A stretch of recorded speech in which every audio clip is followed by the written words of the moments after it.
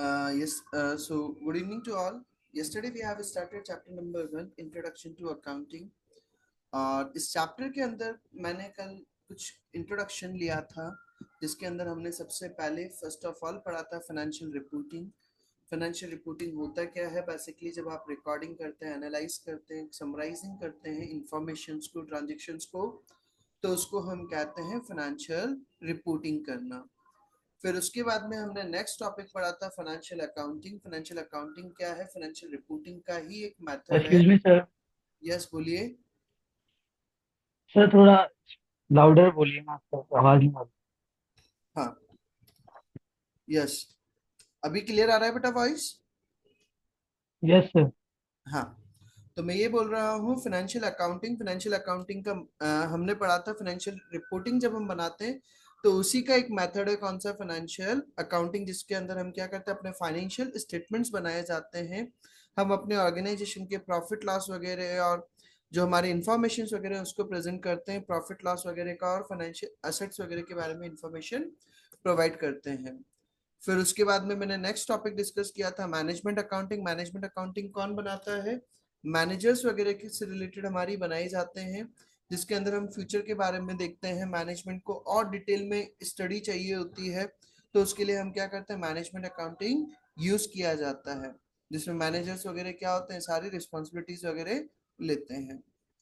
फिर इसके बाद में मैंने नेक्स्ट टॉपिक स्टार्ट किया था फाइनेंशियल स्टेटमेंट्स। और फाइनेंशियल स्टेटमेंट्स के अंदर हमने पढ़ा था ऑर्गेनाइजेशन की मेनली दो स्टेटमेंट्स होते हैं, statement of P and L and the statement of financial position. Statement of P and L ऐसा स्टेटमेंट जो क्या करता है, एक पर्टिकुलर टाइम पीरियड की आपको किस किस सोर्सेस से इनकम जनरेट हुई है और कितने आपके एक्सपेंसेस हुए हैं उसके बारे में इंफॉर्मेशन प्रोवाइड करता है। This statement shows whether the business has had more revenue than expenditure resulting in a profit. अगर आपकी इनकम ज्यादा होती है और एक्सपेंडिचर्स अगर कम है तो आपको प्रॉफिट शो होगा, और अगर वाइस वर्सा, मतलब अगर अपोजिट हो जाता है, अगर आपके एक्सपेंसेस ज्यादा है, इनकम कम है, तो आपको क्या होगा, लॉस शो होता है। रेवेन्यू का मतलब क्या होता है? Revenue is the income generated by the operations of a business for a period. एक टाइम पीरियड में आपने जो इनकम जनरेट करा उसको हम क्या कहते हैं, रेवेन्यू।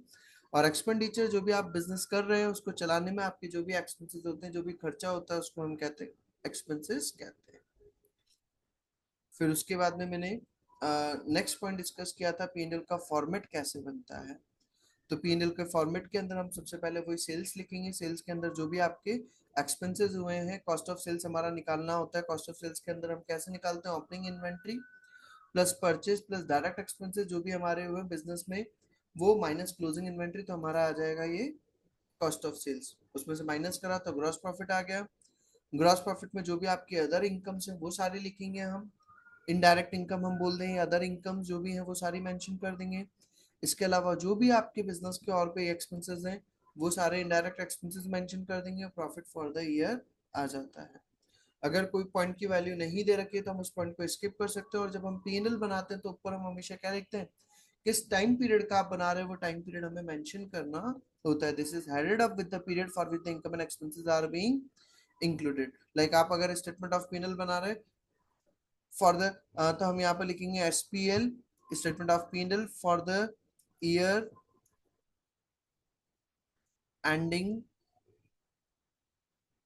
31 मार्च 24।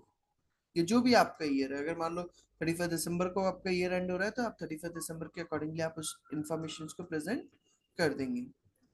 तो सबसे पहली चीज मुझे बताइए, यहाँ तक का मैं ऑलरेडी आप लोगों को कल वाले लेक्चर में पढ़ा चुका था। यहाँ तक के टॉपिक में कोई डाउट है बेटा?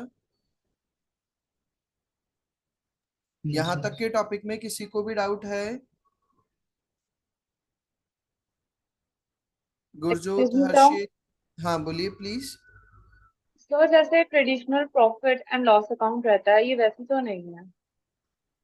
सॉरी, हाँ, वैसा नहीं है। ये जो हमारा आप लोग जो traditional profit and loss account बनाते हैं वो हम बनाते हैं टी फॉर्मेट में। कंपनीज के अंदर हमेशा जब बनाया जाता है तो ये हमेशा स्टेटमेंट फॉर्म में बनता है बेटा। उसको हम टी फॉर्म में नहीं बनाते, ये हमेशा स्टेटमेंट फॉर्म में ही बनता है।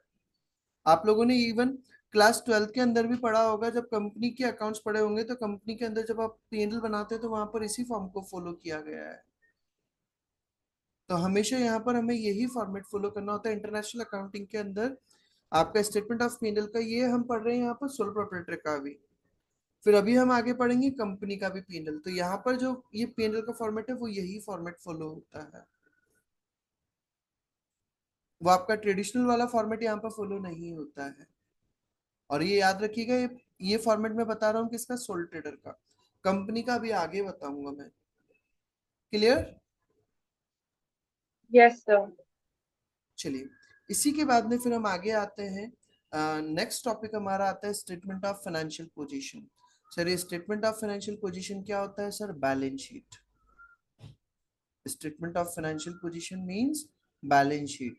जो हम लोग बोलते हैं उस बैलेंस शीट को यहाँ पर बोला जाता है statement of financial position. Meaning same है, बस उसका नाम चेंज कर दिया गया है। The statement of financial position is simply a list of all the assets on and all the liabilities owned by a business as at a particular date. हमेशा याद रखिए, बैलेंस शीट जब बनाई जाती है तो एक पर्टिकुलर डेट पर बनाई जाती है, ना कि for the year ending. P&L बनाया जाता है for the year time period के लिए, और बैलेंस शीट बनाई जाती है एक पर्टिकुलर डेट की बनाई जाती है। तो as at a particular date, तो वो एक पर्टिकुलर डेट का आपको क्या बताता है, आपकी एसेट्स कितनी है और आपकी लाइबिलिटीज कितनी है उसके बारे में इंफॉर्मेशन प्रोवाइड करता है। इसमें हम आगे आते हैं। मैं अभी बीच बीच में कुछ पॉइंट्स छोड़ रहा हूं, तो वो मैं सब कुछ कवर कराऊंगा। पहले वो मैं सीक्वेंस से चल रहा हूँ, किस टॉपिक के बाद में क्या टॉपिक है, तो वो चीज हम कनेक्ट करते हुए चलेंगे। फिर जो जो टॉपिक बीच में रह जाएगा वो सब चीजें कवर अप होगी। अभी हम कुछ भी टॉपिक नहीं छोड़ेंगे, वो मैं सीक्वेंस से कवर करा रहा हूँ इसलिए। तो हमने बैलेंस शीट का फॉर्मेट पढ़ लिया। अब बैलेंस शीट के फॉर्मेट के बाद में हम अगर बात करें, सॉरी मीनिंग पढ़ लिया। अब इसका फॉर्मेट कैसे बनता है, तो बेटा हम लोगों ने क्लास 11th के अंदर पढ़ा था। आपने पहले जो नॉर्मल ट्रेडिशनल अकाउंट्स पढ़े हैं सोल ट्रेडर के, तो वहां पर आप बैलेंस शीट बनाते थे टी फॉर्म में। वन पार्ट में आप लाइबिलिटी लिखते हैं और सेकंड पार्ट में आप क्या करते हैं, एसेट्स मेंशन करते हैं। यहाँ पर हम क्या करते हैं, इसका फॉर्म चेंज हो जाता है। ये हमारा फॉलो होता है इंडियन अकाउंटिंग में। इंटरनेशनल अकाउंटिंग के अंदर इसका पैटर्न चेंज करके उन्होंने क्या कर दिया, उसको स्टेटमेंट फॉर्म में बोला गया है। कैसे सर? वहां पर उसको वो स्टेटमेंट फॉर्म में क्रिएट किया जाता है,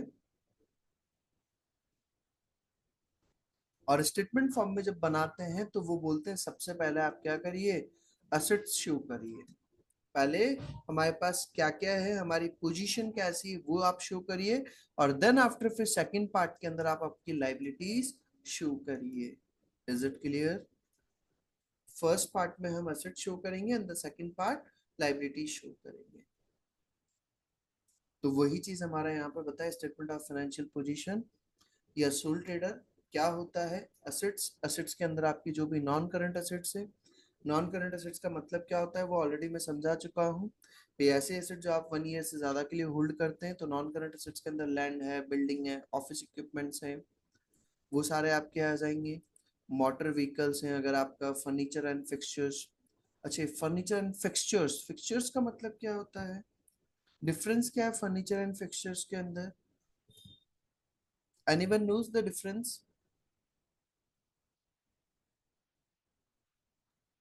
So pictures means like the light, electronic. ना, इलेक्ट्रॉनिक प्रोडक्ट्स नहीं बेटा, गलत। Yes other. बेटा जितना आप लोग डिस्कशन करेंगे मेरी क्लास में, अगर चुप बैठेंगे तो वो कथा की तरह लगेगा भाई मैं कथा सुना रहा हूँ। आप लोग बातें करिए मुझसे, जितने आप डाउट्स डिस्कस करेंगे मुझे एक इंटरेक्शन वे में अगर आप पढ़ेंगे, तो अकाउंट्स पे बहुत सारी नॉलेज डिस्कस करूंगा मैं। मेरी लाइफ के एक्सपीरियंसेस, जो मुझे नॉलेज है वो चीजें मैं आपको बता पाऊंगा। जो आता है आप लोगों को, सही आता है गलत आता है बोले, साथ में बोलते रहें, तो वो एक अच्छा वे रहेगा। फर्नीचर एंड फिक्सचर्स का मतलब क्या होता है बताइए बेटा? तो फिक्सचर्स को अपन ऐसे भी बोल सकते हैं, लाइक जो लाइट फिटिंग वायरिंग होती है। लाइट फिटिंग वायरिंग्स वगैरह भी नहीं, नहीं। और Sir, हाँ, arrange for particular day for a आप particular day. ना, आप लोगों के घर में एक तो होती है टेबल है, मैं चेयर पर बैठा हुआ हूँ, इस चेयर को मैं मूव कर सकता हूँ नहीं कर सकता हूँ एक रूम से दूसरे रूम में?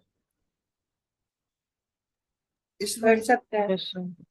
तो इस तो ये हमारा क्या हो गया, फर्नीचर। आपके घर में टेबल रखी हुई है, सोफा रखा हुआ है, आप उसको एक रूम से दूसरे रूम में मूव कर सकते हैं, तो उसको हम कहते हैं फर्नीचर। आपके घर में टीवी लगी हुई है, टीवी के पीछे पूरा वो वॉल माउंट बना दिया जाता है, वो पूरा एक अच्छे से डिजाइन बना दिया जाता है टीवी के पीछे। हम बनाते नहीं बनाते। अलमीरा वॉल में फिक्स करा दिया जाता है। क्या आप उस अलमीरा को आप एक जगह से दूसरी जगह मूव कर सकते हैं क्या, जो फिक्स वाली हो जाती है, वॉल में फिक्स हो जाती है? No sir. तो वो चीज हमारा कहलाता है बेटा फिक्सचर्स। Is it clear? तो वो हमारा ओके सर। कहलाता है फिक्सचर, जिसको हम मूव नहीं कर सकते, जो फर्नीचर का ही पार्ट है, बट वो मूव नहीं हो सकता, वो एक जगह फिट हो गया है, उसको कहा जाता है फिक्सचर्स। तो ये सब कुछ हमारी नॉन करंट असेट्स है, मोटर व्हीकल्स, फर्नीचर, फिक्सचर्स वगैरह। प्रॉपर्टी है, प्लांट है, इक्विपमेंट्स है, तो वो सब कुछ। करंट असेट्स, इन्वेंट्री, आपका स्टॉक वगैरह रखा हुआ है, ट्रेड रिसीवेबल्स हैं। अलाउंस फॉर रिसीवेबल्स, सर ये क्या होता है अलाउंस फॉर रिसीवेबल्स? आपने इसको पढ़ा हुआ है, provision for bad and doubtful debts, यही पढ़ा है आपने, पढ़ा हुआ है भाई ये सबने, पीबीडी। तो उसका नाम यहाँ पर क्या बोला जाता है, allowance for receivables. Meaning same है भाई, हमने डेटा से रिलेटेड क्या बना रखा है, प्रोविजन बना रखा है। तो प्रोविजन को यहाँ पर बोला जाता है अलाउंस फॉर रिसीवेबल, तो माइनस कर देंगे।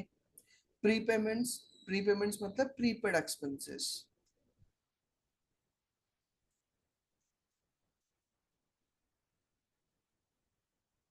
प्रीपेड एक्सपेंसेस होंगे। कैश इन हैंड, आपके पास कैश में जो पैसा रखा है, बैंक में जो बैलेंस पड़ा है वो। तो ये सब कुछ का हमारा टोटल आ जाएगा। ये मेरा क्या हो जाएगा, asset part, total of assets. फिर देन आफ्टर उसके बाद में मेरी क्या आ जाएगा, लाइबिलिटी पार्ट। मेरा बैलेंस शीट का एक पार्ट हो गया। देन सेकंड पार्ट आएगा, सेकंड पार्ट के अंदर हम क्या करेंगे, लाइबिलिटीज। लाइबिलिटीज के अंदर कैपिटल एंड लाइबिलिटीज, उसके अंदर सबसे पहले आ जाएगा मेरा कैपिटल। उसमें अगर प्रॉफिट हुआ है तो ऐड कर देंगे, और अगर लॉस होगा तो माइनस कर देंगे। प्रॉफिट हुआ तो ऐड करेंगे, और अगर लॉस हुआ तो माइनस कर देंगे। ड्राइंग से अगर आपने किया है, आपने बिजनेस से पैसे अगर निकाले हैं तो माइनस कर देंगे, और अगर आपने एडिशनल कैपिटल लगाई है तो प्लस कर देंगे।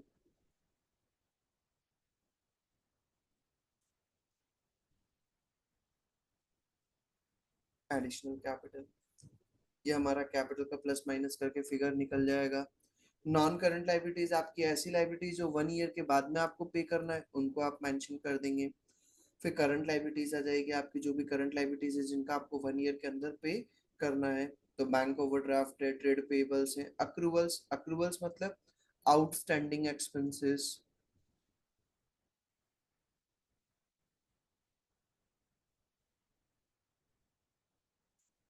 आउटस्टैंडिंग एक्सपेंसेस, यहाँ एक्सक्यूज तक मी का। सर। यस बोलिए प्लीज। सर जब आप पढ़ा रहे थे outstanding expenses and accruals basic terms में, जी सो इसकी डेफिनेशन में लिखा था it should be more than 1 year, but here it's shown as current liabilities. हाँ बिल्कुल। तो हो सकता है, जरूरी नहीं तो कि आपका 1 ईयर का, 1 ईयर से ज्यादा टाइम में भी आपकी करंट लाइबिलिटी हो सकती है। बताऊं कैसे? Yes sir. भाई आप लोग नॉर्मली क्या पढ़ते हैं, करंट लाइबिलिटी का मतलब क्या होता है नॉर्मल केस में? भाई तो कि ऐसी लाइबिलिटीज जिनका आप अगर liabilities which are to be paid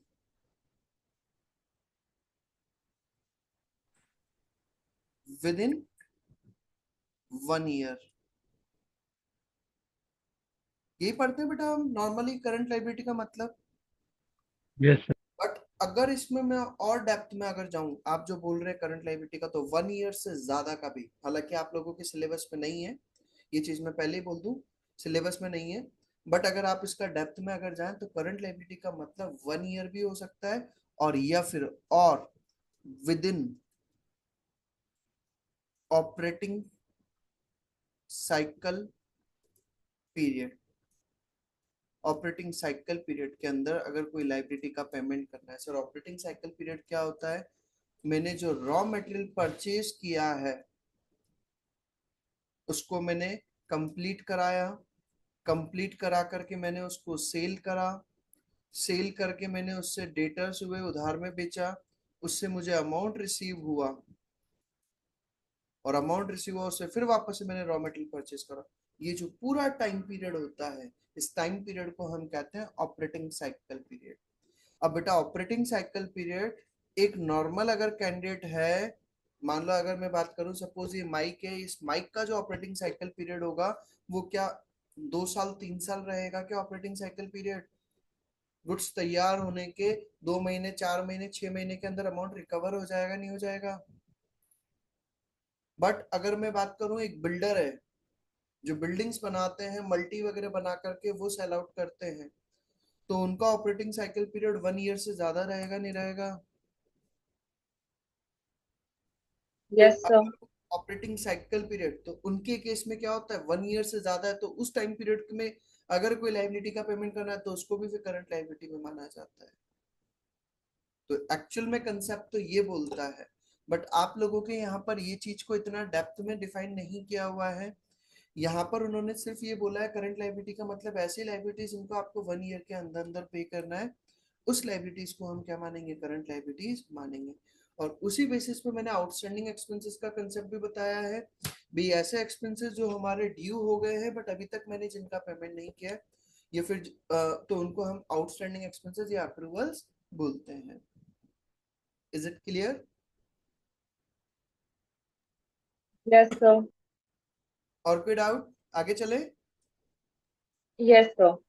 चलिए, तो हमारा अक्रूवल या आउटस्टैंडिंग एक्सपेंसेस बता दिया मैंने, टोटल कैपिटल एंड लायबिलिटीज हमारा आ गया। जहां पर भी जो डाउट आए पूछो, मुझे कोई बुरा नहीं लगता है, नकटे बन करके पूछना बेटा, मैं नहीं बताऊं 4 बार पूछो, कोई दिक्कत नहीं है। आप जितने डाउट्स क्लियर करेंगे आपकी लाइफ के लिए आगे अच्छा रहेगा। अभी आप डाउट्स पूछ सकते हैं, बाद में पूछने में शर्म आती है।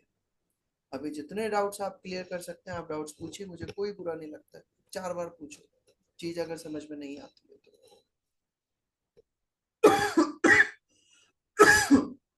तो ये मेरा टोटल कैपिटल एंड लायबिलिटीज आ जाएगा, और ये मेरा बैलेंस शीट का पार्ट कंप्लीट हो जाता है। तो मतलब कि इन शॉर्ट अगर मैं कहूँ तो बैलेंस शीट के अंदर हमें सबसे पहले असेट्स पार्ट लिखना है, एंड सेकंड पार्ट के अंदर हमें लायबिलिटीज पार्ट लिखना होता है। असेट्स पार्ट के अंदर मैंने बताया 2 तरह की असेट्स आ जाएगी, नॉन करंट असेट्स और करंट असेट्स। और लायबिलिटी के अंदर हमारी आ जाएगी capital and liabilities. Capital, capital के अंदर जो भी आपका प्रॉफिट लॉस वगैरह का हुआ है वो सारा आ जाएगा। और फिर नॉन करंट लायबिलिटीज और करंट लायबिलिटीज का पार्ट है। यस हर्षप्रीत बोलिए। सर ये बैलेंस शीट सोल प्रोप्राइटर की है ना? हाँ, ये पूरा चैप्टर अभी जो मैं पढ़ रहा हूँ ये सोल प्रोप्राइटर का पढ़ रहा हूँ। कंपनी अकाउंट्स का भी ओके। मैं आगे बताऊंगा, क्योंकि वहां पर ओके। फिर कैपिटल की जगह फिर वहां पर आ जाएगा इक्विटी, मतलब हाँ जी sir. Share premium retained earnings. Sole proprietor के केस में ये ऐसे फालतू झंझट होते ही नहीं है, इसलिए यहाँ पर यस। इसलिए मैंने यस। स्टार्टिंग में बता दिया है। ये मैं जो बैलेंस शीट पढ़ा रहा हूँ ये सोल ट्रेडर की है। यस। चलिए, फिर आगे चलते हैं हम। अब जब बैलेंस शीट बनाई जाती है तो उसके कुछ फीचर्स उन्होंने बताए हैं। The heading is always as at और अ सर्टेन डेट, मतलब बैलेंस शीट जब हम बनाते हैं तो हमेशा उसके ऊपर क्या लिखेंगे भाई, कौन सी पर्टिकुलर डेट पे बना रहे हैं। मतलब कि statement of financial position as at 31st March 24। Is it clear? As at word हम यूज करते हैं क्योंकि वो एक पर्टिकुलर डेट को रिप्रेजेंट करता है। सेकंड पॉइंट बोला नॉन करंट एसेट्स, इसका मतलब ऑलरेडी समझा चुका हूँ। Assets held and used in the business over the long term that is more than 1 year. ऐसे एसेट जो आप क्या करते हैं 1 ईयर से ज्यादा के लिए अगर यूज करते हैं तो उसको हम कहते हैं नॉन करंट एसेट्स। फिर दिया है करंट एसेट्स, भाई जो आप क्या करते हैं लिक्विडिटी वगैरह में और इनों में कैश वगैरह में कन्वर्ट अगर हो सकती है। नॉट नॉन करंट एसेट, मतलब जो करंट नॉन करंट एसेट्स नहीं है। Conventionally listed in the increasing order of liquidity, जो लिक्विडिटी वगैरह को बढ़ाती है। कैपिटल, कैपिटल का मतलब क्या होता है, जो ऑनर बिजनेस में जो भी पैसा लगाता है उसको हम क्या कहते हैं, कैपिटल कहते हैं। What the business obs the proprietor और ऑनर, जो ऑनर के पास में है और जिसके अथॉरिटी है। In this case the sole trader all owns all of the business, that is total net worth capital is equal to assets minus liabilities। और ये इक्वेशन पढ़ा था क्या अपन ने, asset is equal to liability plus capital। तो capital निकालना है तो ये लाइबिलिटी उधर जाएगा तो माइनस हो जाएगा क्या बेटा? Yes sir.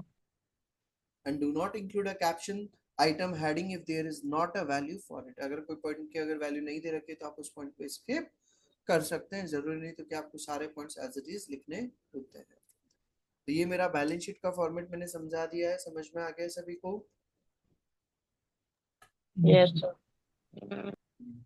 इसी के बाद में फिर हमारा बता दिया है relationship between the statement of financial position and the statement of P&L। Relationship क्या है, तो वही बात वापस से बता दिया भाई। स्टेटमेंट ऑफ P&L मैंने अभी हाल बताया, हम क्या करते हैं, स्टेटमेंट ऑफ P&L एक टाइम पीरियड के लिए बनाते हैं। लाइक मैंने यहाँ पर 31 दिसंबर 2017 मेरा ईयर एंड हो रहा है, उसके लिए मैं P&L बना रहा हूँ, तो वो चीज मेरा क्या कहलाएगा, statement of P&L for the year ended 31 December 2017। और बैलेंस शीट कब बनाई जाती है, एक पर्टिकुलर डेट पर, as at 31 December 2017, as at 31 December 2016। Is it clear? तो P&L जो बनाया जाता है वो एक टाइम पीरियड के लिए बनाया जाता है, और बैलेंस शीट बनाई जाती है एक पर्टिकुलर पॉइंट ऑफ टाइम के लिए। तो वही चीज यहाँ पर हमें समझाया है। Statement of financial position shows the worth of the business at a point in time. एक पर्टिकुलर टाइम पर आपकी वर्थ बताता है क्या पोजीशन है।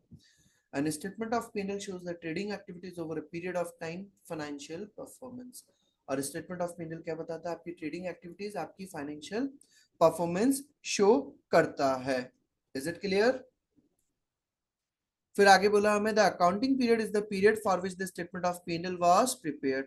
अकाउंटिंग पीरियड का मतलब क्या होता है, जिस टाइम पीरियड के लिए आप स्टेटमेंट ऑफ P&L प्रिपेयर कर रहे हैं, and this is usually a year. और ये जनरली क्या होता है, एक साल होता है। मतलब कि आप जो स्टेटमेंट ऑफ P&L बनाते हैं जनरली वो क्या करते हैं, एक टाइम पीरियड मतलब 1 ईयर के लिए बनाया जाता है। And therefore there will be a statement of financial position at the beginning of the year and at the end of accounting period। मतलब कि बैलेंस शीट जो बनाई जाती है वो ईयर के स्टार्टिंग में बनती है और एंड में बनती है। ईयर के स्टार्टिंग मतलब ऑब्वियसली प्रीवियस ईयर के एंड में, और फिर करंट ईयर के एंड में, हर साल एंड में बनाई जाती है। ये पॉइंट क्लियर है यहाँ तक का, relationship between statement of P&L and SOFP? Yes sir. चलिए फिर हम आगे चलते हैं इसी के बाद में।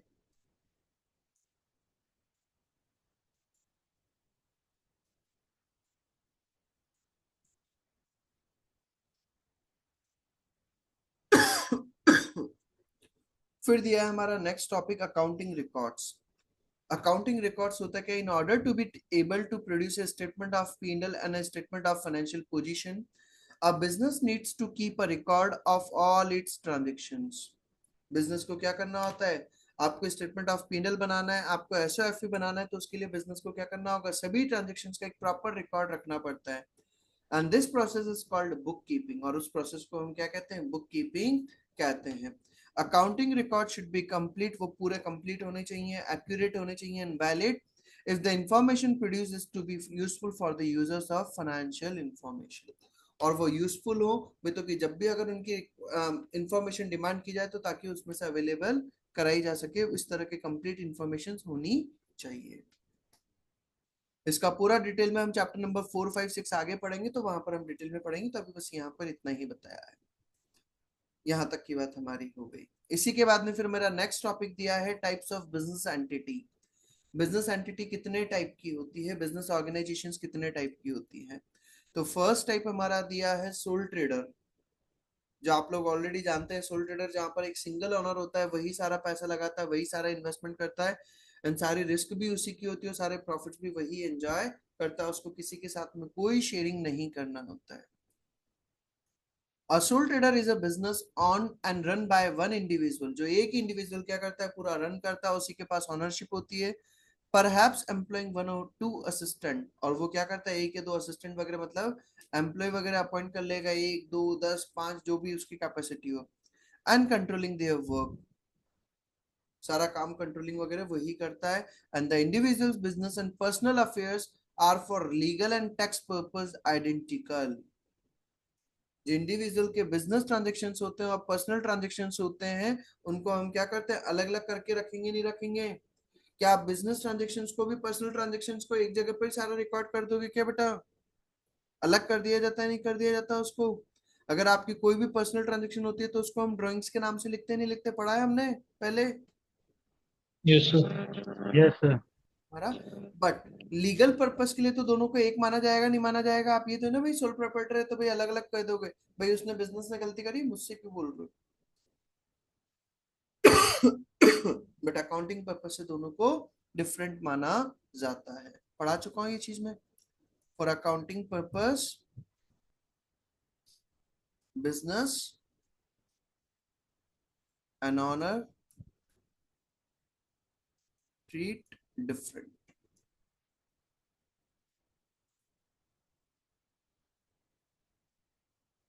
फिर दिया है इसी के बाद में partnership.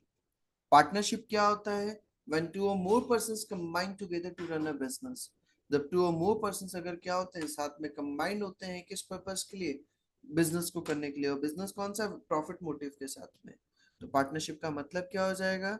when two or more persons combine together to run a business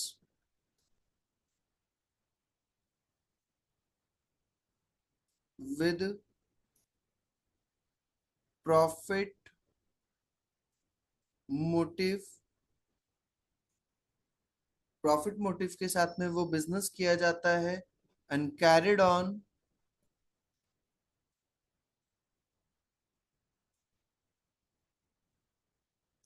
bye all और एनीवन एक्टिंग फॉर ऑल। वो बिजनेस टू और मोर पर्सन साथ में मिलकर के काम करते हैं। बिजनेस किस पर्पस के लिए बनाया जाता है? प्रॉफिट मोटिव के साथ में होना चाहिए। और वो जो बिजनेस है वो सभी साथ में मिलकर के करते हैं या उनमें से कुछ लोग करते हैं, तो उसको हम क्या कहते हैं? पार्टनरशिप कहते हैं। और पार्टनरशिप के अंदर जो बिजनेस की पार्टनर्स की लायबिलिटी होती है वो क्या होती है? अनलिमिटेड होती है। इन पार्टनरशिप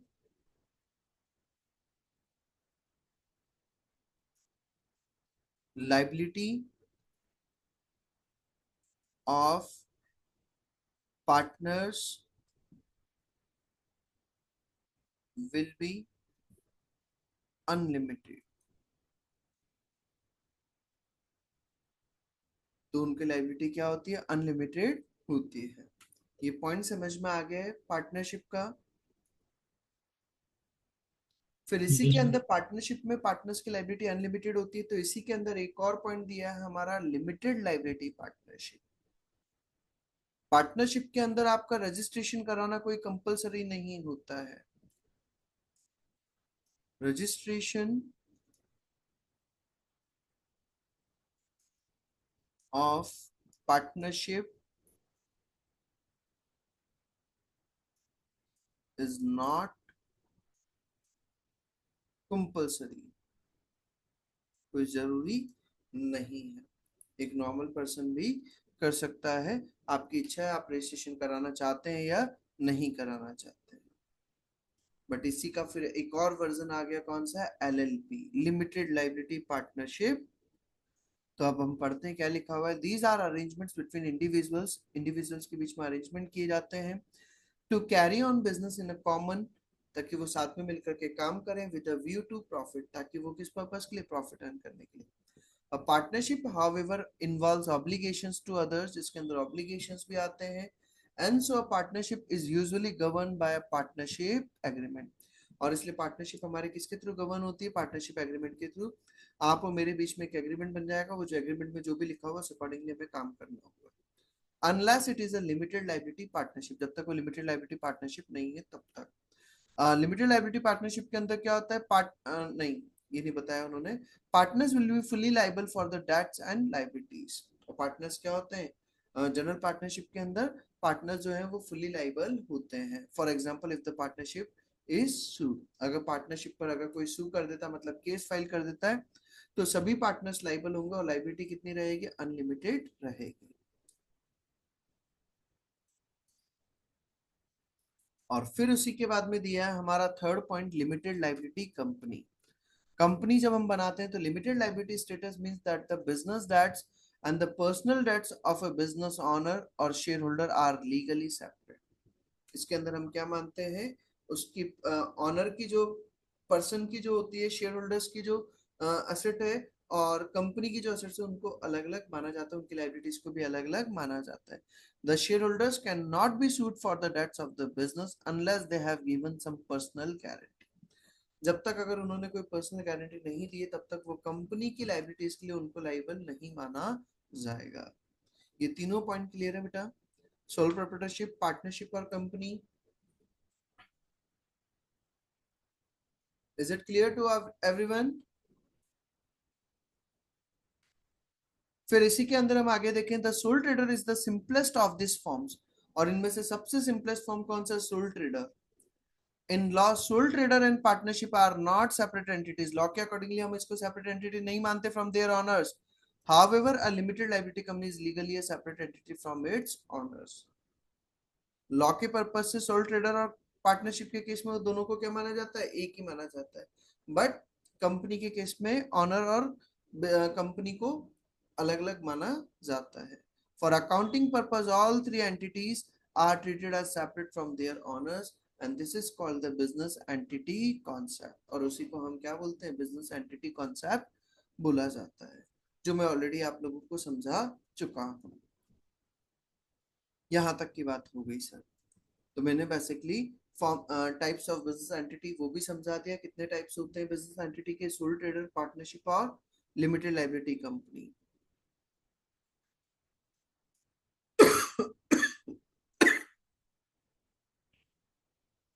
चलिए, फिर इसी के बाद में ये वाला पॉइंट अभी बाद में लेते हैं, एक छोटा सा टॉपिक और ले लेते हैं। फिर ये टॉपिक हमारा दे रखा है the concept of business entity.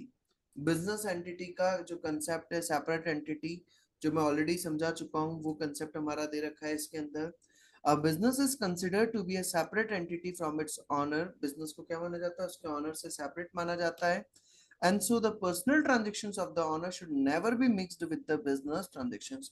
इसीलिए हम उसके जो पर्सनल ट्रांजेक्शन्स होती हैं और बिजनेस की जो ट्रांजेक्शन्स उनको हम सेपरेट करके रिकॉर्ड किया जाता है। When considering a limited liability company, this distinction is laid down in law.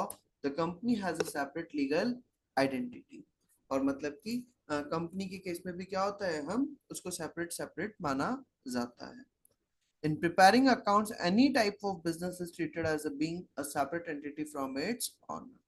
और जब आप अकाउंट्स बनाते हैं तो हर तरह की सिचुएशन में हम बिजनेस और उसके ऑनर को क्या मानते हैं? सेपरेट माना जाता है। यहां तक का पॉइंट क्लियर है बेटा? Yes sir. चलिए, फिर इसी के बाद में हम आगे आते हैं